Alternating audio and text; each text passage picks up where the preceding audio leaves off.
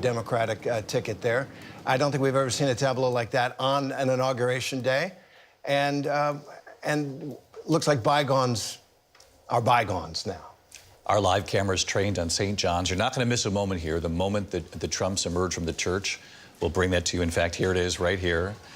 The incoming president, he will be the 47th president, as you know, after having been the 45th.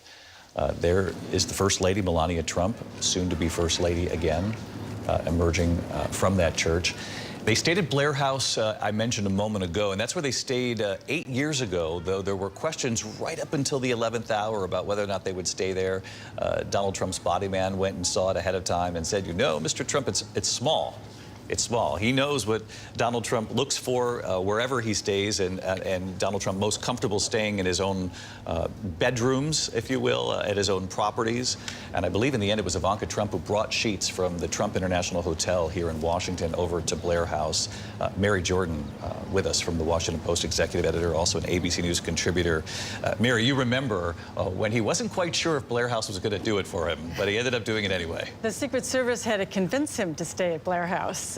You know, where, you know, I mean, Churchill, the Queen of England, it was good enough for so many more leaders. And he's like, well, I have the Trump Hotel. I like my own bed. And so, you know, Ivanka got some things from the other hotel, including the sheets, brought them over. But he didn't sleep that night, I was told. He was up all night. He was walking around. He was like, there's so many grandkids here. And, you know, I have so many houses, you know, but under one roof, right? I mean, he has Mar-a-Lago, Bedminster, the Trump Tower, and now the White House.